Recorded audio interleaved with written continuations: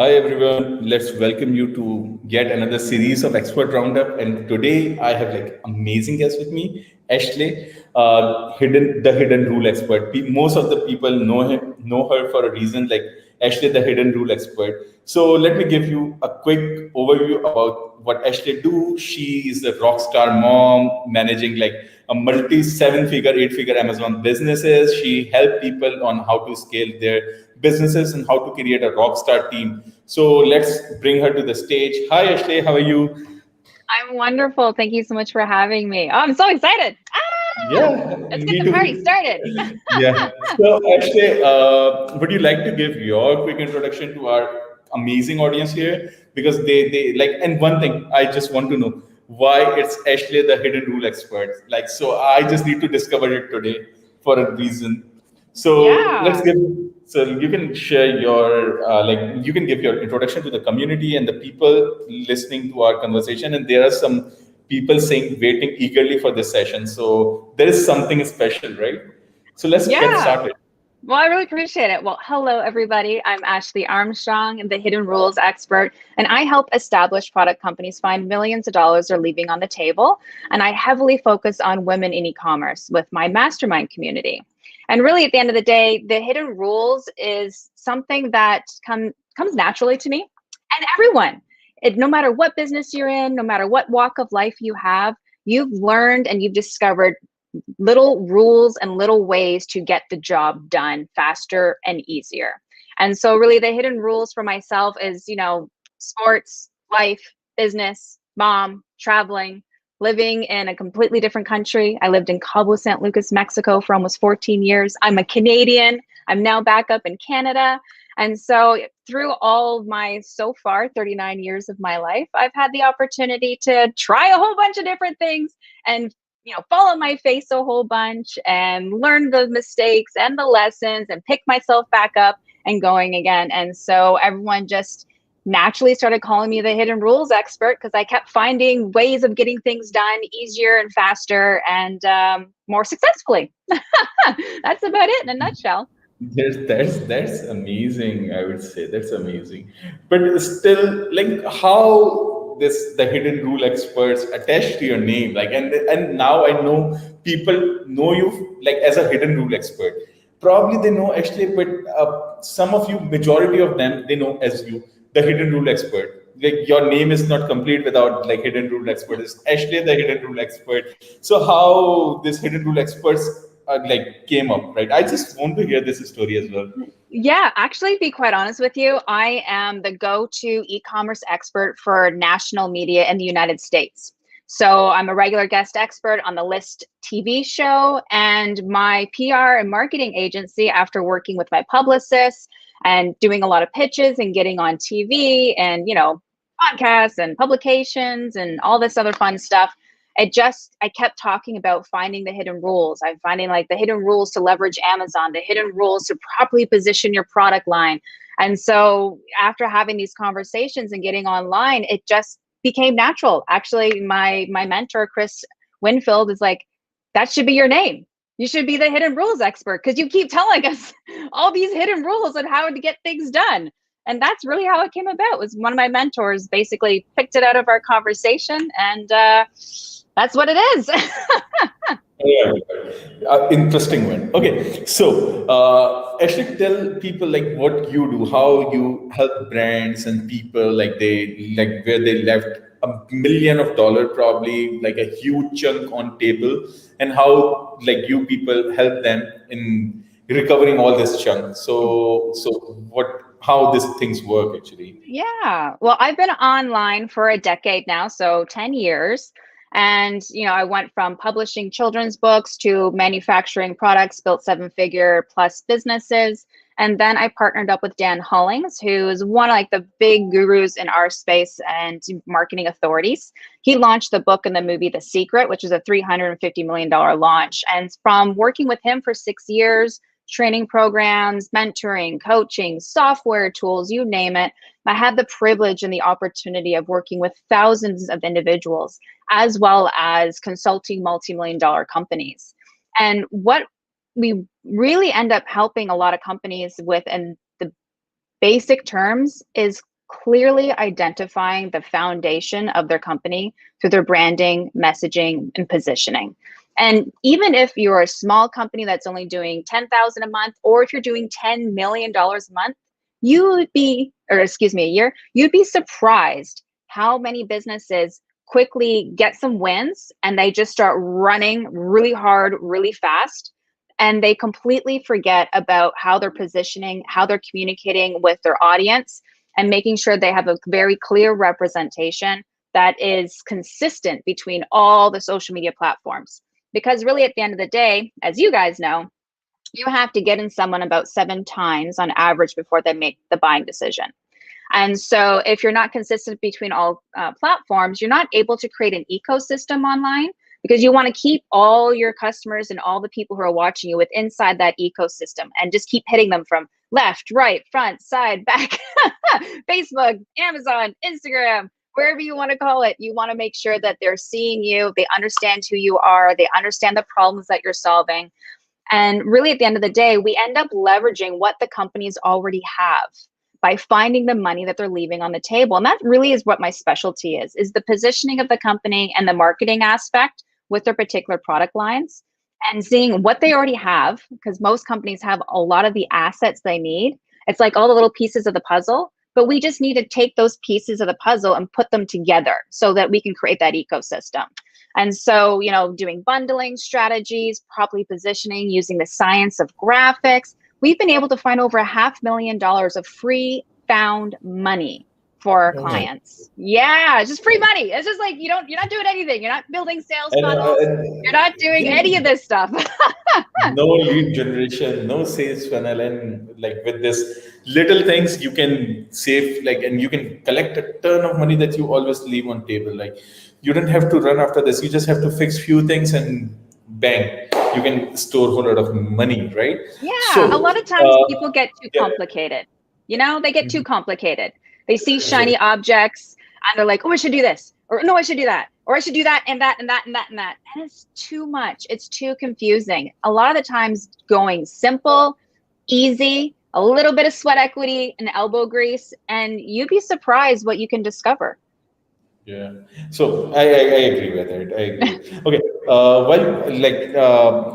while you were giving your introduction to the community and to the people, you mentioned one thing, like, you work on, like, for the women empowerment in society, like when it's come to e-commerce circle, and I have seen you, Isabella, Christina, you people are very much close with each other and working on this women empowerment, like women of Amazon. I know this. I follow this clubhouse group as well, in which you people usually talk on all this thing. So as you know, we are a huge community in Pakistan, a community of 500,000 people, and we have for like a woman following this platform as well, who wants to start with their either Amazon. Just give me a second. No problem. Okay, so we have a woman who wants to start with their e-commerce business, either with their e-commerce businesses, or they want to come up as a service provider or Right. someone who can bring a change, right? So we have a people here in our platform, but usually, and Pakistani women are like, they are amazing when it's come to hard work. They people work so hard. They have goals set for themselves. They are like women, those who bring change to the society, right? And our goal is to bring all this amazing women on, on top of everything, right? So they can bring change to the society, and they can speak in front of different people, like how a platform or how starting these businesses or e-commerce change their lives, right? So we just want to play a part in, like, in contributing in this thing, for sure. So when you say you work with women empowerment, how you people start with it? What's the what was the thought process behind it, and how you people are managing it till now? So I just want to hear this for sure. Yeah, well, really, to be quite honest with you, it actually starts with my personal story. As I mentioned before, I was living in Cabo San Lucas, Mexico. I just started having my children. I have 2 beautiful girls now. They're 10 and 12. So they're Oh my preteens. God. They're not as fun anymore. But when I started, it was 10 years ago. And living in Mexico, there's no jobs really that you can do. You have to figure it out. You can't take a job away from a local. There's like, you can do real estate, you can do timeshare, or have your own business. And being in a tourist destination resort, I had to figure out, how can I be a stay-at-home mom, look after my children, as well as making enough money that could also support the family. I was a local naturopath and a childbirth educator there at the same time. So I kind of had like an office inside my home where I do health related work with individuals, but it wasn't enough money to be like, okay, we can really change our lives. And so getting myself online and understanding that the online broadened my horizons tremendously. I'm like, okay, I got to figure this thing out. And really at the end of the day, it was just the fact that, okay, I have this many hours. I have, I have two toddlers technically at the time. One's napping, one's awake, one's screaming, one's eating, one's going to school. And I really did end up, doing what a lot of moms do. We just juggle because we have to rely on ourselves and we have to rely on our spouses as best as possible. And we only have so many hours in a day. And so, of course, we'd schedule, okay, my kid is going to be napping at this time and this time. When my kid's napping, if I'm burnt out, I will nap at the same time as my child because I'm usually awake at night. And then it's like, okay, this is dinner time. Schedule it out. Make sure we're prepping everything. Get the kids taken care of. And as soon as the kids are taken care of, it's right back to work. And being that my manufacturers were in China, I was usually always awake at 3 o'clock in the morning, 4 o'clock in the morning to communicate with my team that's on the other side of the world to make sure I can get the job done. Go to bed, get a couple hours, get back up, just the whole cycle. But Yeah, I can relate to it. yeah, like we're always Not the juggling, but mummies part, for sure, not the mummies part, but this part I can relate to it completely. I love that. That's really great.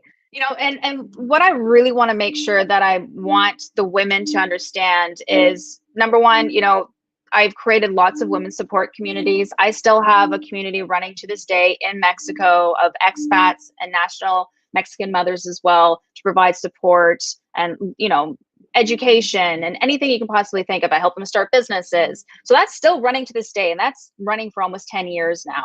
And so taking the support and the community that I created locally, because you had to be a local to be a part of that one. And then I moved that into the e-commerce space because women in like the entrepreneurial group for women is the fastest, largest growing community to this date. So I love that you guys are noticing that and that you want to put power behind the women who are now stepping forward. And I just really want to make sure the women know that I have been doing this for 10 years. And it took me 10 years to get here. I was going, big wins, losses, big wins, losses, falling on my face, hiring the wrong people. Like I've had all of the above happen. But the fact of the matter is I didn't give up. So don't expect to have $1 million business overnight. Don't expect to have like a big win immediately. Just take consistent action. And I love that you guys are providing the community and the education and the support. So if the women are they can just connect with you guys, they can connect with your training, and if they can just focus on one area at a time and really commit to learning that one specific avenue, then they're going to have the success they're going to look for because every day is going to happen anyways. So you either can sleep the day away or you can take action and do something that's going to build your dream, right? And so for women in e-commerce, it's just like pick something, go down that road, don't give up, keep going. You're going to have, issues. You're going to run into roadblocks. You're going to have wins. You're going to have failures, but it's all part of your story. And that story, you're going to be able to turn around and tell that story to another woman. And you're going to give that other woman power. And you're going to be like, man, if you can do it, I can do it. And that's really what it is at the end of the day is, the tide that rises lifts all boats, which is my motto. And I try to help as many people as I possibly can, men or women, doesn't matter. But really, of course, I'm very, very heavily dedicated into supporting the women in e-commerce because it allows them to make money, support their family from their bed in their home, and they don't have to go anywhere. And like, that's really absolutely amazing. And whether you are a service provider and you're going to help a business or you're going to build your own business, they're both really important. And either one is going to get you to that dream goal because a lot of the times, if you can end up helping a business, you're going to learn 10 times faster because the business is already operating. And you're going to see what they're doing right. You're going to see what they're doing wrong. And with the training that you guys are providing the women, you're going to have two sides of that coin. And when they're ready and when they have enough investment, like you said beforehand, you need to have investment to get yourself up and going.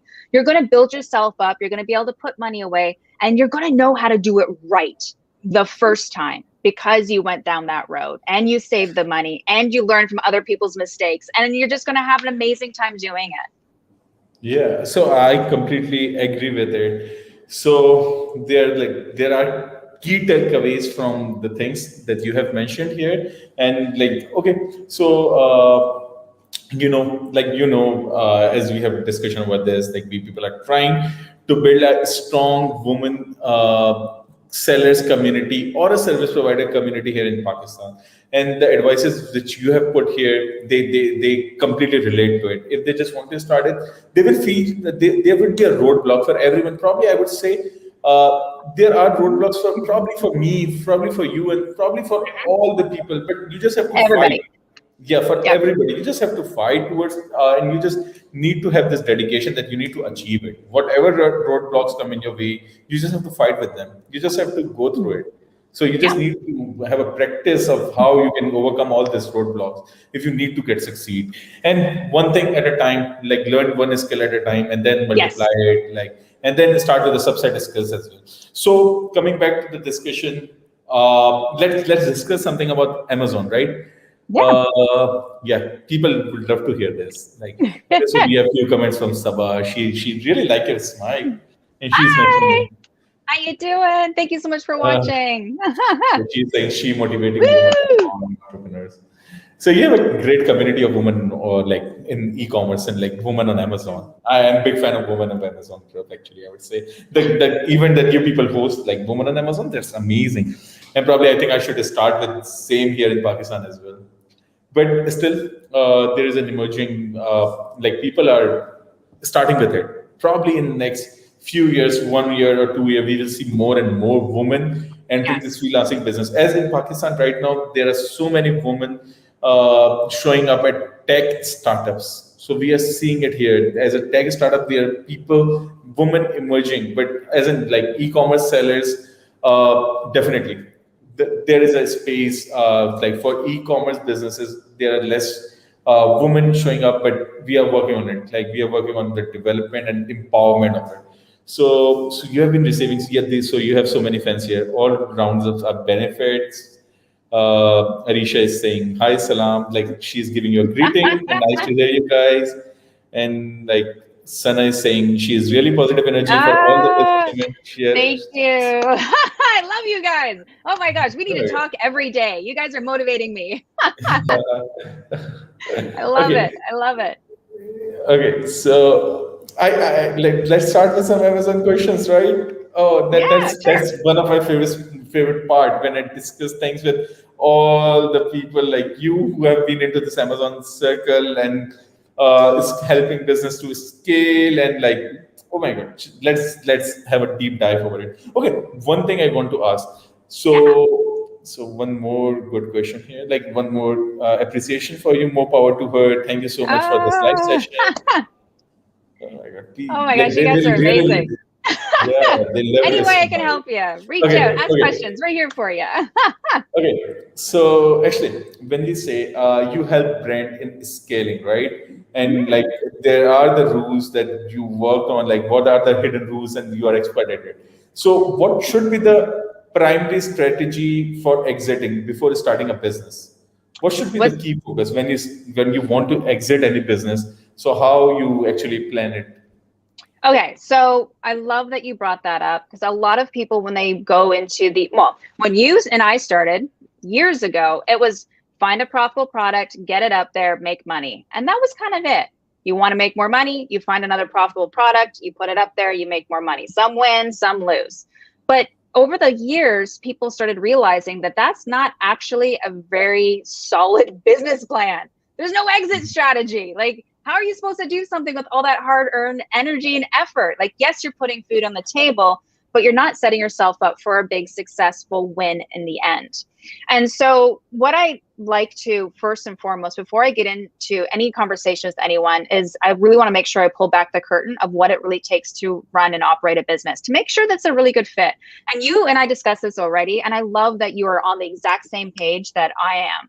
When I'm on national TV and I'm trying to educate the general population, I'm like, okay, you need to look at the business model and you need to understand how it operates, how long it takes for you to invest your money in order for you to get your profit out of it. And you want to make sure that it fits with your lifestyle. So a perfect example is if you wanted to, say, start a hot dog cart, which is a little cart on the side of the road. It's a very small little business, but people don't realize that it costs $10,000 to start a hot dog cart company. And when you mention that to someone, like, oh my God, $10,000 just to do that. I'm like, yeah. Then you have permits from the city to buy hot dogs. You have to stand outside in the really hot sun or the really cold, whatever temperatures that you're in. Is that a business model that you like? Yes or no? Do you have the time or energy to leave your house to go stand on the corner? How many hot dogs do you need to sell before you make enough money back up to break even? And then how many hot dogs do you need to sell to have a profit so you can have extra money to pay yourself, put on the table, and extra money to put back in the business? And once we have that conversation of a hot dog cart, people are like, oh my God, I didn't even think about that. Yeah, it seems like such a simple business. I never thought it this way. Like running a hot dog cart I need to put $10,000 just to start with this hot dog cart business. And I don't have any statistics. I don't have an analysis. I don't have any evaluation before starting with this business. And I have to throw this 10,000 away, and I have to put a whole lot of time. I need to be there. I need to wake up early in the morning. I need to go there. I need to purchase hot dog. I need to. Oh my God, I'm scratching my head right now. Yeah, and then you're standing outside all day long, just trying to make some money. So that's kind of like number one. Look at the business model and make sure it works for you. Understand that it's going to take time, energy, and capital investment in order to get any job done, big or small. You and I discussed that before, and how important it is to make sure that we're really clear on what it takes to get going. And it takes money to make money. Generally speaking, that's kind of a normal term. But at the same time, it doesn't always take money. Sometimes it takes sweat equity, which could be in replacement of money, which is wonderful because you can use that route to do the service provider route, being BAs or whatnot, in order to be able to get to the next round, which you've mentioned beforehand. So it's really, really wonderful that you've done that. And then outside of that, when you want to have an exit strategy, which you should always have an exit strategy for every and any business that you're building, you really want to make sure that, okay, so if I'm going to sell this thing, what sells? There's a company that has a whole bunch of different types of products, baby, pet, CBD, supplements, they're all over the place. Is that something that another company can get behind and go, hey, I'm willing to pay you for your business? But if you have stuff that's all over the place and you're not clear, you're not concise, you don't have standard operating procedures, you don't have a clear audience that you are solving problems for, it's really hard to have a company come in and go, yeah, I want to buy it. And right now, people are buying Amazon businesses like crazy. Like, remember when you used to put up websites and then flip them, 10, 15 years ago? That's what everyone's doing with Amazon businesses right now. I literally have a friend that spends 1 year. She picks a niche. She just had one that was coffee. Yeah. And she ran it for a year. She made sure the branding and the messaging, the positioning was on. All the platforms were set up. She used the same images, the same verbiage between all of them. She, of course, did her market research. A year later, she turns around, she sells it. Literally right now, she's now starting a pet company. Same thing. She's going to operate it, get it up and going, run it for a year, get it to a certain value point, and then she's going to sell it. Like, that's her business model. Her business model isn't to have a long-term business. Her business model is to build and flip businesses. Yeah. So I know a guy from our community, and he flipped his business for within 2 years. He started a business. He did the same thing, and he flipped it for $5 million. He's 25 years old guy, and he flipped it $5 million. Oh my God, that's a huge amount. Yeah, it's really great opportunity. So if you're getting into it, you want to be like, okay, what do I know? Sometimes it's a lot easier to do things that make sense to us, that's part of our everyday lives, rather than kind of coming up with something that you have to learn. So if you're not a fisherman, maybe you don't really want to have a fisherman business. But if you're Yeah. a mom, well, I understand kids products, I understand children, I understand this. Or if you're a health nut, you love healthy things, I understand supplements, I understand this. Or you love to cook, I understand kitchen supply, appliances and cutting and all that other fun stuff. If you have a passion in your life already, why don't you like look in that direction first? We don't always start businesses that are aligned with our passions, like that's obviously a given. But when you want to get going, I really want you to like find something that you already like to do, because then you can get behind the business that you're building. You can really enjoy it. When you have to create the content, the copy, the pictures, the videos for your company, you're going to have a lot of fun doing it because you already love being in the kitchen, right? You already love being with your children.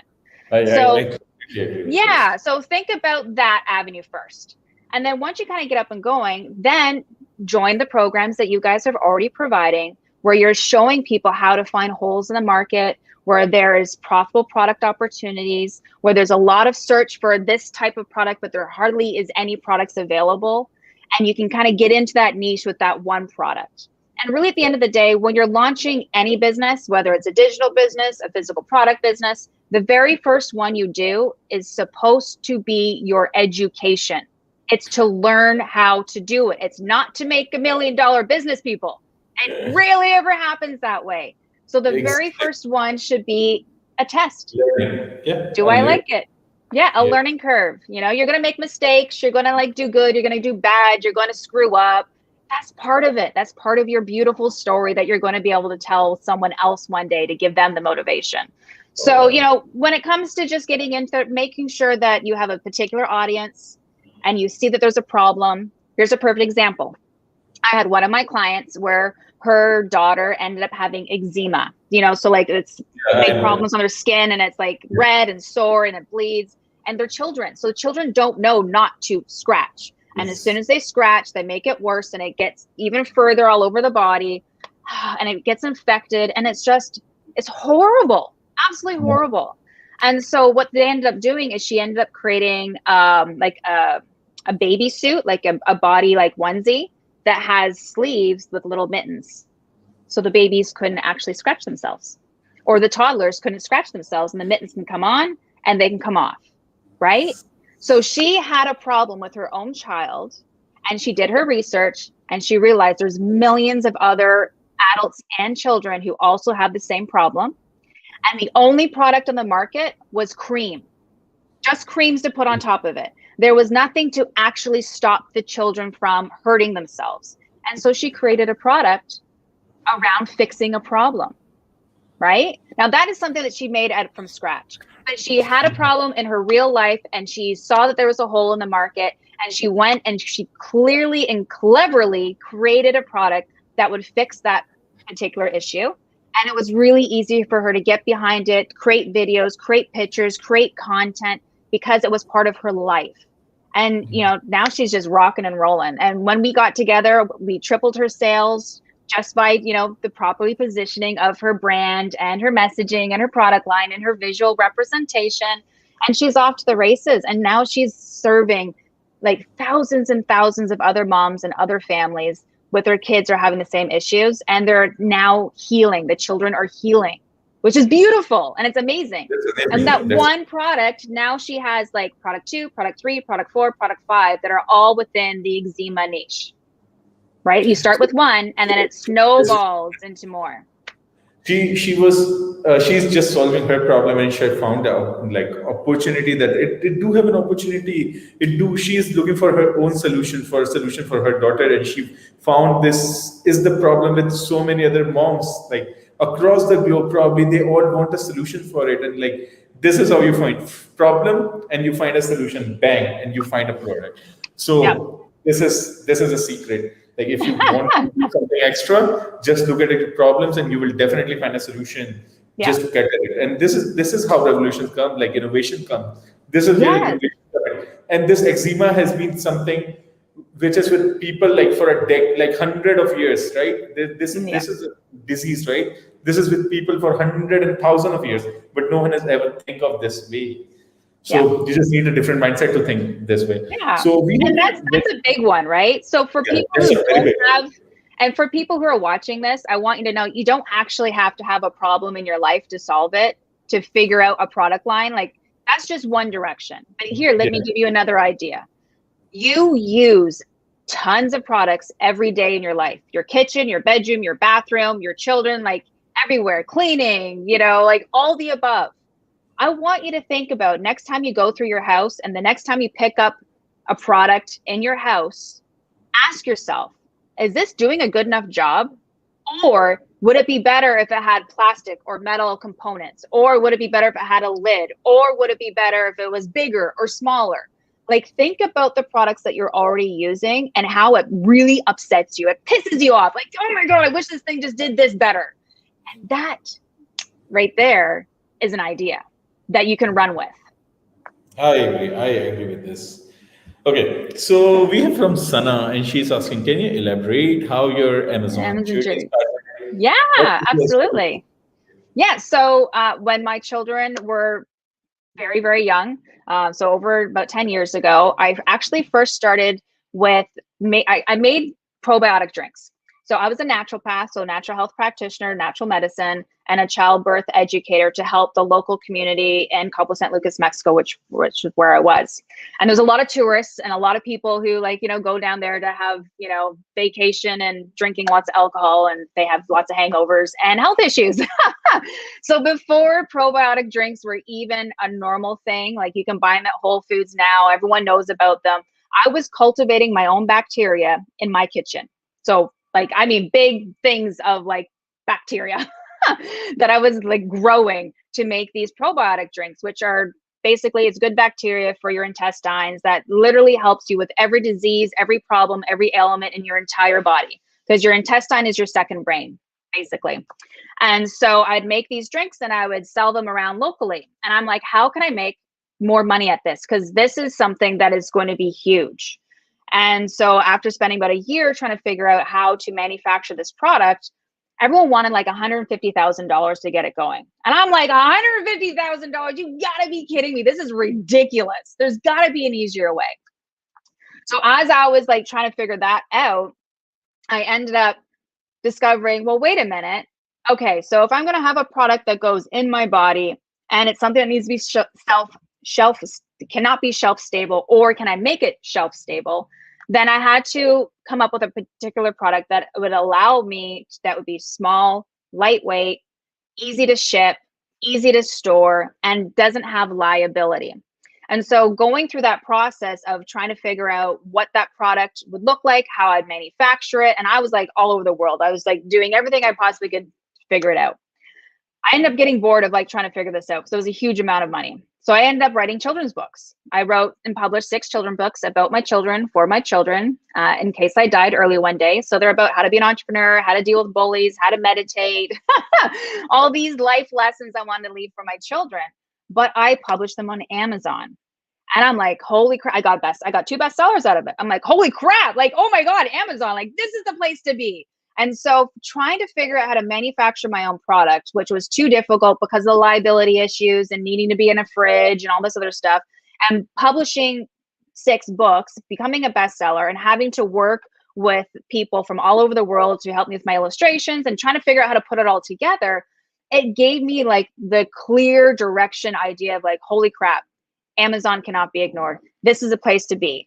And so like you guys are providing, I ended up finding some really amazing courses, and I've hired so many amazing mentors along the way. And I built, over a 7-figure business by creating profitable products because I found a hole in the market where people were looking for something, but there were no products available. And every product I launched was a bestseller. I was very, very blessed and very gifted at finding holes in the markets. And I just kind of kept doing that over and over again until I sold out of that. And then I went in and started consulting with Dan Hullings and working with, thousands of students and whatnot. But that's really how I got started. It was just trying to figure out how to do it. And I couldn't figure out how to do it until I met amazing people like you guys who provided a training program to give me the A, B, C, and D and how to get going.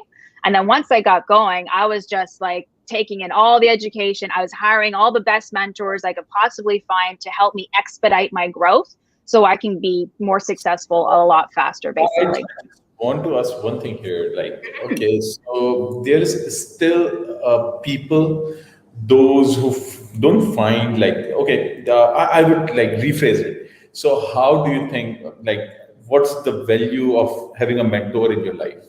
How it can change your growth? What are the key takeaways to have a mentor in your life who can help you Ooh, with your growth, right? So yes, I it's just so want to hear this important. because It's so for me, ridiculously like, important. yeah, for me, I personally think I can like save whole lot of time. Okay, if I am 25, like, and my mentor is 45, and he has spent 2 decades of his life in experimenting things, in getting a results, in getting like failed so many times, and then he come up, he again rescue things, and he start back on track, and he was again on track. Probably with his 20 years of experience, I can save my 20 years that probably like if I don't have mentor and I blindly do things that comes in my mind. So for me, having a mentor is probably one of the most important thing. Whether it can be a spiritual mentor or it can be someone from your industry, probably I would say someone from industry. If I would say, if I want to start with a hot dog business as well, I would definitely need to have a mentor for hot dog business, someone who Yeah. has been selling a hot dog for 100 years or 80 years or 50 years of his life. The experience that I'm going to get from him is uncomparable. I cannot compare with anything else. So your take on this, what your words are. Yeah, I completely and 100% agree with you. And I want you to think about it. Back in the old days, if you wanted to be a blacksmith, the only way you could become a blacksmith for the town that you lived in or the little village is you had to mentor underneath the existing blacksmith. There was no other way to be anybody, the baker, the cook, the blacksmith, like there was no the farmer, like you had to work underneath that person. And then all of a sudden, the industrial age comes in, and of course, everyone needs to go to college and universities. And then the mentors end up becoming professors. But then the professors were in the school, they weren't in real life. And so over the years, we start realizing that what they're teaching in schools is not what's happening in real life. They're like so outdated, right? So that's like number one. You got to think about where you're getting your education from. On the flip side of that, for those who like sports, I'm an ex-pro skier. So sports is my background. My father was, he's a grandfather of the industry. I grew up with all Olympic athletes. I had a really amazing childhood. Everyone in my family are all pro athletes of one way or the other. It's pretty interesting. But athletes make the best entrepreneurs. And here's why. Because in order to be an athlete or to be a musician, they both kind of go hand in hand. You have to redo the same thing over and over and over again. And every game, every practice that you have to take yourself out of your body and go, did I do that right?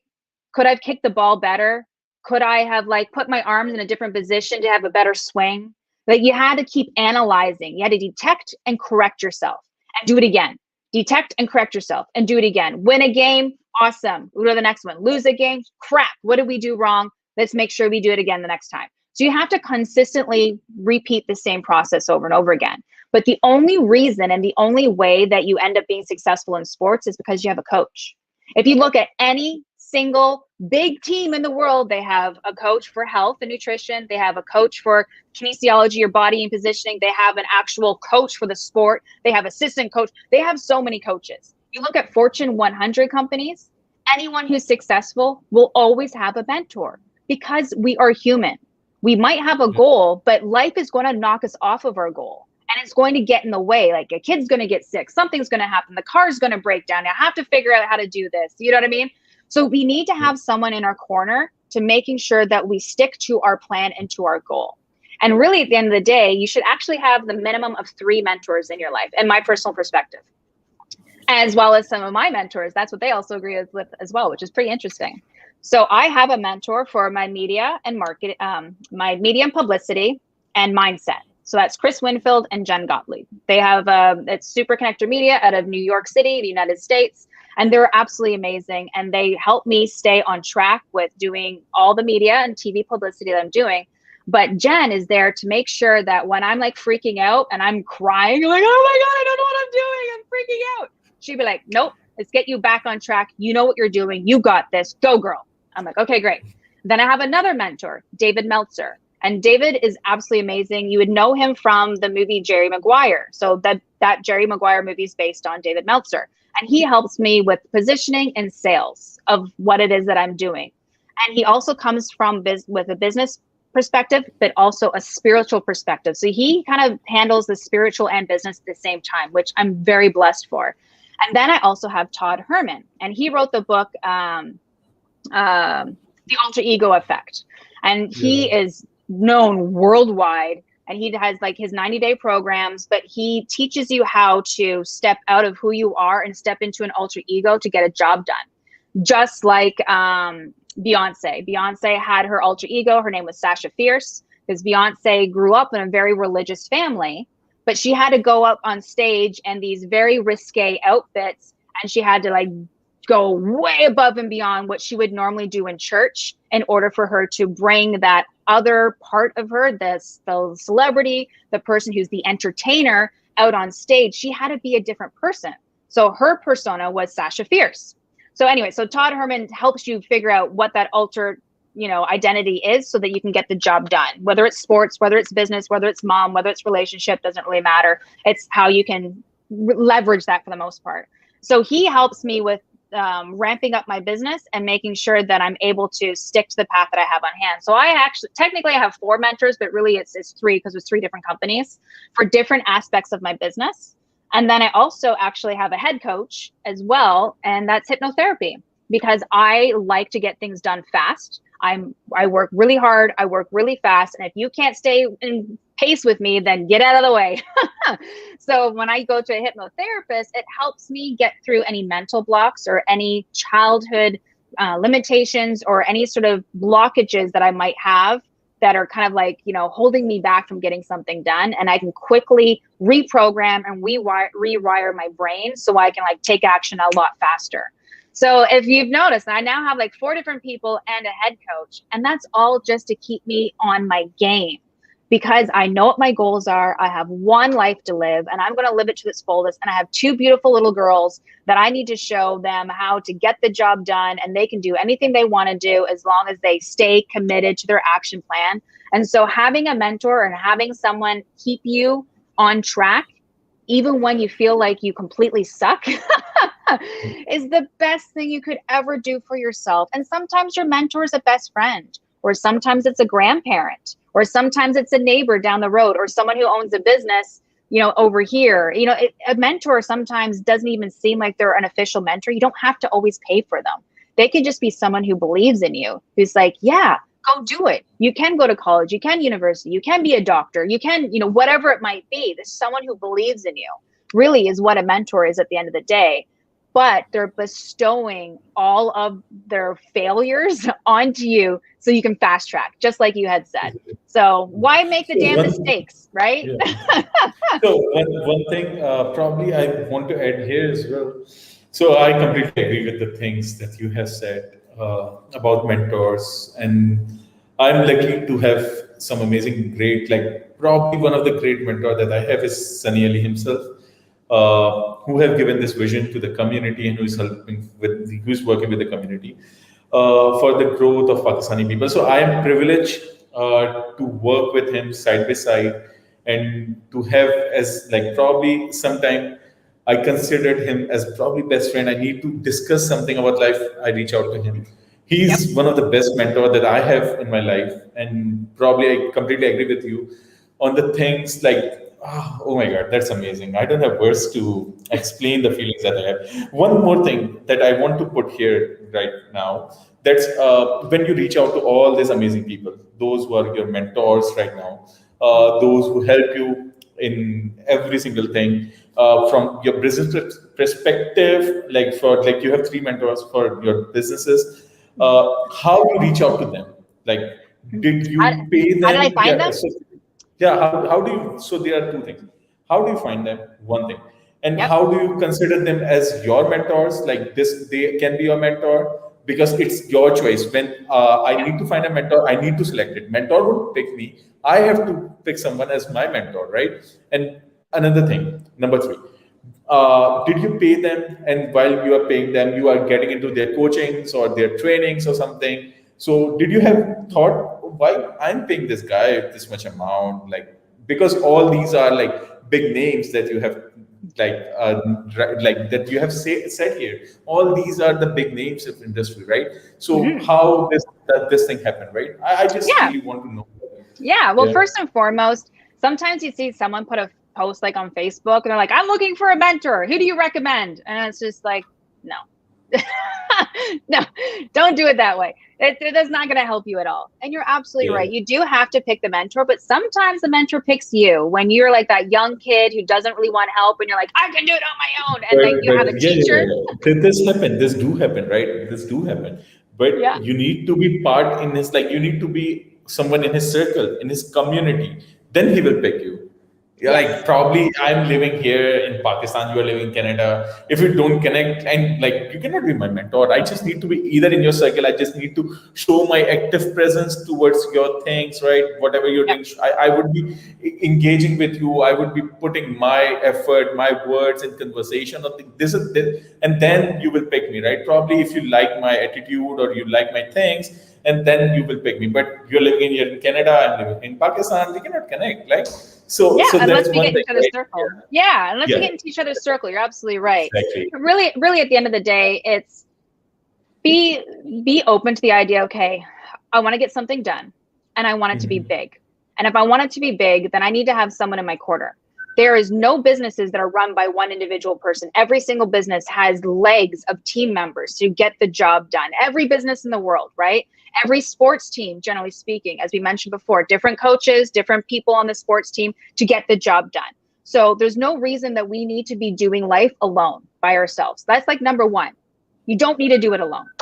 Number two, sometimes the mentor can pick you. Like if you're a kid in high school, and the teacher sees that you have some really great opportunity and potential, they're going to push you harder and get the job done. Now, the teacher might bestow mentorship onto you, but you may not agree that they're a mentor to you because you're a kid who's like, I don't want any help, leave me alone. So think about the young version. But now that we're adults, we get to pick and choose who we want to be. And I'm 100% firm believer that you always want to pay the money to be next to the people who inspire you and who you like. So really at the end of the day, all these mentors, these people that I actually have in my life right now, they were introduced to me by someone else, by a different mentor, or by a conference I went to, or they were a speaker at a summit that I went to. I happened to see an ad. Actually, all of them were direct referrals, but you very well could see an ad of someone. And so I've had the opportunity where I've had mentorship, where I've paid to be in a program. And after being in that program, I'm like, okay, I want to work one-on-one with you. And then I went into one-on-one and then it ended up being mentorship. I've also done it where I did pay directly just to have a mentor who's someone who's in my corner. I could always pick up the phone. I can always call them. And after doing the mentorship with them for like 6 months or whatever, they realized like, holy crap, like Ashley's got some serious fire underneath her. I want her part of my team. And they bring me on to be part of the team. So now I'm getting that mentorship, but now I'm in a working business partner relationship with them, a joint venture opportunity. So it can lead to that. And other ones, yeah, it's really just about being whoever you want to be mentored by. Just know the fact that I want to have someone in my corner. And based on whatever your goals are and what's the most important goal for you to accomplish right now, you want to find someone that you resonate with that can help you get to that goal. So someone who's been there, done that, is much further along than you, has had a lot more success than you. And they also are connected.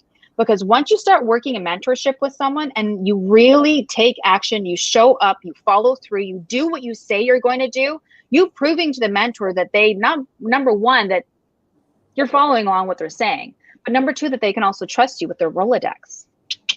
That's really important because as soon as you get into someone's table and you get to sit next to them at the table, there's always other seats at the table of really amazing people that you would never know exist, and you would never be introduced to them unless you sat right next to your one mentor, which then leads to more mentors, or it leads to more business opportunities, really at the end of the day.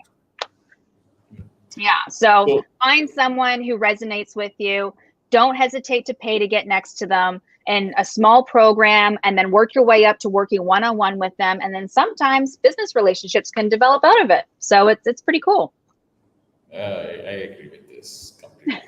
Yes, from Johnson. Hi, Hi, Ashley. What Jensen. impact? In the What world, I know impact it's you? kind of irrelevant, but it's not. Oh, the impact I want to leave it. Well, number one, really, it's empowering women. That's what we're really talking about a lot today. We've come a long way, and all my mentors were and are men. Generally speaking, I love having men mentors because they really kick me in the bum to like go really hard, really fast. But I also like having women mentors because they allow me to be vulnerable when I don't want to be in my masculine state. And so that's the reason why I've created the Hidden Rules Network.com, which is my women in e-commerce mastermind, so Okay. that I can give the women a safe space to be vulnerable, to get the mindset and the coaching and the strategy behind what it is that they're trying to accomplish with their e-commerce business. And really at the end of the day, it's just to help people get a leg up. That's really what I want to leave on the world, because I have two girls. I've left books for them in case and whenever I die one day. And I just want to leave the world a better place than than I have it right now. Really, I know that's kind of like blanket statement. Leave the world a better place than you found it, but that's kind of what it is. I got kids, so I want it to be a better place for them. Your motivation gives me 200% encouragement. Oh, yay! Thanks, Dana. I really appreciate Okay. So that. we had a fun conversation with something like with topics that usually I don't cover in expert roundup because I try to like talk more on Amazon stuff. But today the topics that we have discussed is probably very important for all the women who wants to Yeah, try with their women and journey. men. Yeah, Right? both. And it Both. doesn't matter the business. Like any Yeah. business that you do, if you don't have the mindset, if you don't have the support, if you don't have the determination and the commitment, then it doesn't matter. Like give up, like don't even bother doing it. If you have all those things, you can pick any business model and you can make it work. Okay, so I agree.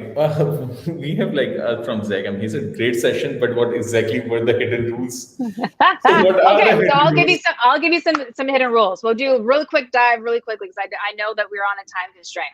So there's two things that I love to do more than anything with established product companies, and this is how we end up finding the money that we're leaving on the table. When you have complementary products, now we were the only ones in the entire world that built a software tool that allowed us to create virtual bundles on the Amazon platform. Now, of course, because we've been running it for 5 years, Amazon has created their own version. So everyone is now able to kind of build out the strategy, even though the Amazon version is not as robust as ours, but it will eventually get there. So this is what I want you guys to think about. If you have if you have more than two complementary FBA products, so let's just do an example, a toothbrush and a toothpaste, two different products, but they're complementary. It could be like a baby bottle and a baby blanket. Think of the complementary products. They're at FBA in Amazon's warehouse. What you're able to do to leverage those particular products and to create a larger footprint on the Amazon platform, because remember, you literally have one product against your competition's one product, which is one listing to one listing. So I'm selling this thing, but my competitor is also selling this thing. And whoever has the biggest marketing budget, the biggest email list, or the biggest social following is going to win. By none, no matter what. But the way that you can leverage what it is that you're doing in order to make a larger footprint on the platform, so more customers are able to find you a lot easier. Also, you're able to spread out your keywords as well, is by creating virtual bundles. So what that looks like is if you have two complementary products, you can actually turn that into 14 different listings. This is how you do it. Remember, those two products are in the FBA warehouse. So Amazon's shipping and doing everything for you. They're holding on to all your products. You're going to create another product listing that now has two toothbrushes, but it's going to be fulfilled by merchant. So in Amazon's eyes, they assume that you're going to be shipping it out from your own warehouse or your garage or whatever you want to call it.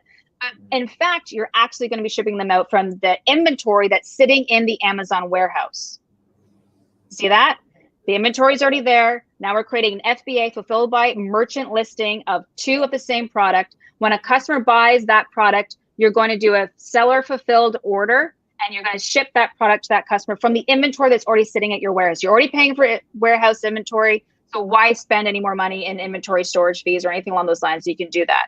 And now, as I said before, you can have 14 listings. So you can have two of the same thing, three of the same thing, or one toothbrush, one toothpaste bundle, two toothbrush, two toothpaste bundle, or one and two and one. Like literally, there's 14 different You can create combinations. countless, yeah, you can create countless You combinations can of. do a lot. You can have hundreds of products. And once you start building out these products, you can create parent-child relationships. So we call that a springboard effect. So if you already have an established toothpaste, say it's high ranked, it's already getting a crap ton of sales, you can add it into a parent-child relationship where you're seeing, like when you go to a t-shirt listing, red, blue, purple, all the different variable colors, that's called a parent-child relationship. So you can take these new bundles that you've created, 2-packs, 3-packs, or product A and product B, and attach them to an already established product listing. And when someone, because it's already getting organic traffic, and or you might also have paid advertisement going to it. When someone lands on that original ranked product listing, now they go, oh, I can pick option A, B, C, or D, because it's now displayed on that particular listing. And every single one of those different variables is its own page, which means you're making your spider web and your footprint on Amazon that much farther, which means you can also spread your keywords out between all those different listings all that much farther. So then when someone lands on your established FBA product listing and they end up buying one of these variables, you start getting organic ranking, you start getting some sales, and you possibly could very well get some more reviews without spending a single penny, right? Oh. Now, there is only one catch to that. Because you're having people land on your original FBA listing that was already established and already ranking well, if they don't buy that single FBA product, but they buy one of these bundles down here, your conversion rate is going to drop a little bit on your individual FBA listing, because you're still making money, because you're making the money over here. So you do need to watch, and you still need to split test that within a 7-day period. Keep watching 7 days, keep watching 7 days. If the conversion rates on your original FBA listing drop a little too low for your liking, you just detach. You do not delete. You detach those bundles that were a parent-child relationship on that listing, and it will pop right back up again where it basically belongs.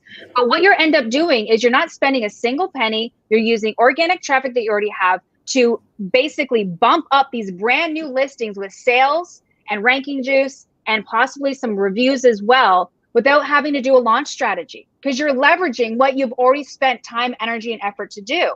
So once you have a product in there that's already got some sales, it's already got some ranking, you can actually detach that one bundle and have it stand on its own. And then you do that again, you attach another one, give it some sales, give it some ranking juice, detach it. Put another one in, give it some sales, give it some ranking juice, detach it. And then all of a sudden, because you spent your time and energy with your keywords and your research, once you start looking into like typing in the actual keyword into Amazon.com, you start realizing, oh crap, instead of having one product on page 1, 2, or 3, now you can have 3 products, 4 products, 5 products. You can dominate the entire page with all of your different listings. Now, mind you, this is a strategy that takes elbow grease, time, and energy. So this could be done in a couple of months. It could be done in 6 months. It could be done in a year. It really depends on how big your sales velocity is to begin with. So that's like one of the things that you can be doing instantaneously to really broaden that out, and using literally just that strategy. That's how we've been able to find over $500,000 time and time and time again for our clients, is by just implementing that strategy. You're not having to buy any more inventory. You're not having to spend any money on advertising. You're just leveraging what you already have. It just takes some elbow grease. So that's like hidden rules number 1. How does that sound for you guys? Does that kind of like help amazing. you? Amazing. So that's one. The other one, which I am super passionate about, I've actually just pitched TEDx, TED Talks, to do the science behind the graphics, visual graphics for online sales. And that's really understanding that nobody is actually buying your product online. Now I want you to think about that for a second. People are not buying your product when they hit Amazon, eBay, Etsy, Shopify. It doesn't really matter what it is. They're not actually buying your product. They're buying a picture of your product. Okay? This is ridiculously important. The majority of the population are visual individuals. I'm a highly visualized in person. I'm kinesthetic and visual, and auditory is like way down there. We know for a fact that 10% of what people hear, they remember. 20% of what they read, they'll remember. But 80% of what they see, they will remember. We also know that 81% of people only skim written content on blogs, product listings, anywhere online. They don't read crap. People don't read. We are in a stage where 10 years ago, our retention span was 15 minutes. We are down to 7 seconds. And if we have 150 million people using the Amazon app when they're on lunch break, they're using the bathroom, whatever it might be, the only thing that they're seeing is the visuals, the pictures of your products. all the bullet points, all that written information gets condensed and it gets hidden, and people don't have time to look at that. So you need to make sure that the most valuable piece of real estate outside your product listing title, for obvious reasons, is the visuals are really doing its job on driving the person to the buy box. So if you on average have 6 images, depending on the category that you're in, but let's just say the 6 images is the blanket statement for all the categories on Amazon as an example. They need to say who, what, where, when, why, and how. And the last image needs to have a call to action that drives them to the buy box.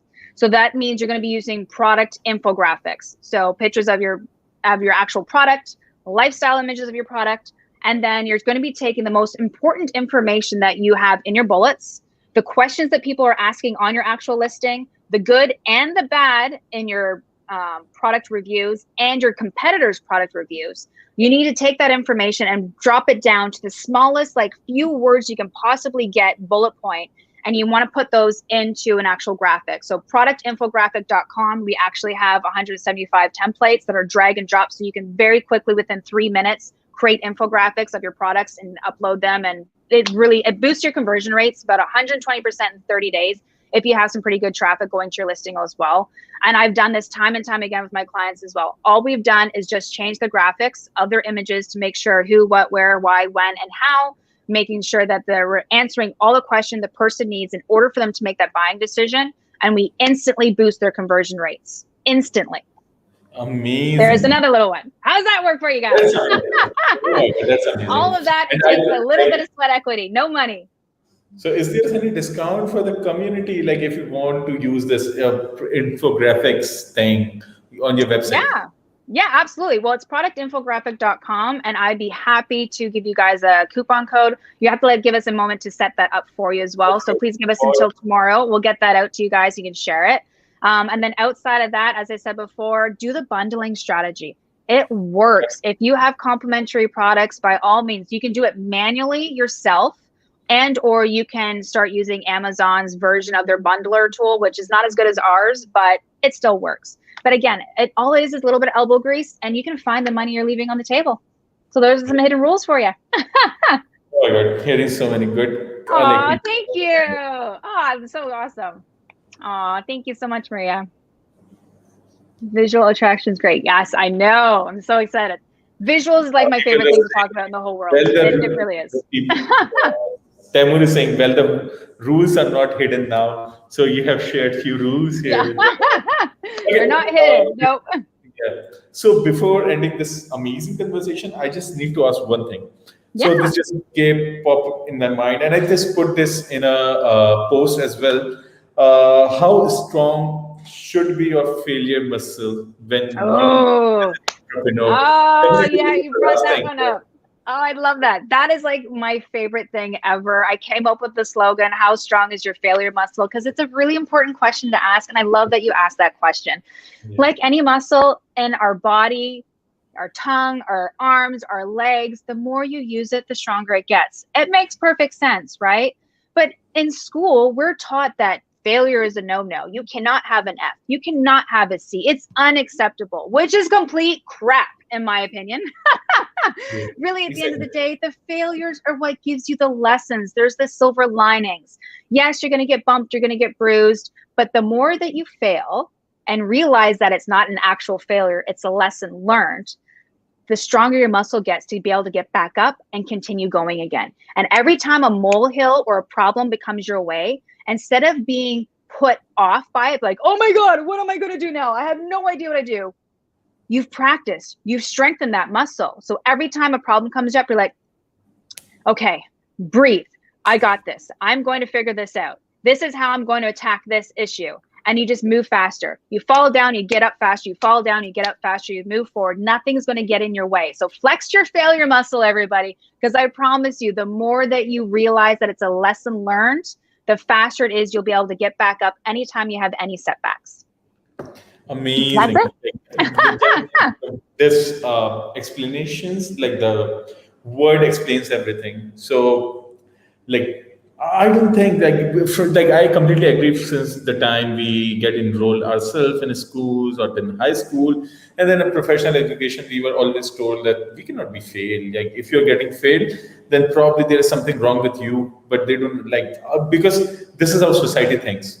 Yep. And this is like, and we considered failure is one of the most, like, it's probably the worst thing. And we don't take initiative in our life because of like the only thing which keep us away from this is failure. Whenever we think, oh, okay, what society thinks about this, if I like, because of the word failure, we don't take initiative. We Right. step ourselves back, but for a reason, because we don't want to fail. And if we start getting fail, and like probably you fail for once, twice, thrice, but there's a point that a time will come you will get succeed, right? Instead, you don't try. Either you should try and get fail. Either you don't try and accuse yourself for being who you are for the rest of your life. Yeah. This is what I think. Yeah. So, Absolutely. Absolutely. Like when my children come home from school, yeah. I'm like, so what'd you fail at today? I'm like, well, I kind of sucked at this math test. I'm like, okay, what'd you learn? I'm going to study a little bit more next time. I'm like, all right, there you go. Job done. Awesome. So, So it's a good thing to be able to have a good conversation in your family about switching the prerogative of being a bad thing to a good thing. perfect. Amazing. So actually, thank you so much for being here and giving us like ton of knowledge, and definitely sharing your hidden secret with the community as well. And like the things that we have discussed today, it's definitely it will help everyone who wants to start with their journey. As we people are already working on this thing for quite few years, and so we all are contributing to this goals that we have for the Pakistan, like definitely for sure. So thank you for contributing in it. Thank you for sharing your knowledge. Your like thank you for being such a motivator for the community and for the especially for women in Amazon business and helping them in setting up their Aw. businesses or the service business or anything. So it's great to have you here, and people actually loved it from the time we start with this Oh, topic. I love it. Oh, I would come back all the time. By all means, Yeah, we can hop on like once a week. I'm good with that. Anything I can do to motivate the women and the men, by all means, I'm totally here for you guys. You know, the hiddenrulesnetwork.com is another place as well where we provide mentorship and strategy and just mindset support for women in e-commerce as well. I'd love to work with you guys in any way, shape, or form to support what it is that you're doing. I love the initiative that you're taking. I love that you're creating the largest community. You're providing all the skill sets they need to either be a service to another company or to create their own company. And I just think it's amazing. Like your vision is wonderful. And I love that you guys are partnering up some of the biggest badass companies over there as well. So I just think it's amazing. I'm just super cool. I'm just like so honored that you guys brought me in. So yay. thank you. Thank you for your word. Actually, it's really mean to me and for the community as well. Thank you, Ashley. It was amazing. Like I would say, one of the best expert roundup that I have. And this late, probably this is the very first expert roundup that I conduct this late, host this late. So, and I'm amazed that there are so many people coming and joining our sessions. So thank you so much for being here. Like definitely we would love to connect with you one like multiple times probably. Any Not way I just can once or support twice. you, I'm totally here Definitely. for you. Just reach out to Definitely. me. You know where I am. I'm totally here for you guys. I love what you're doing. I'm super honored to be here. I had a blast. So, by all means, I hope you guys have a fabulous day. Thank you for staying up so late with Thank me, guys. I really you. Thank appreciate you so it. much. Thank you so much. Have a nice day. Uh, Bye. bye.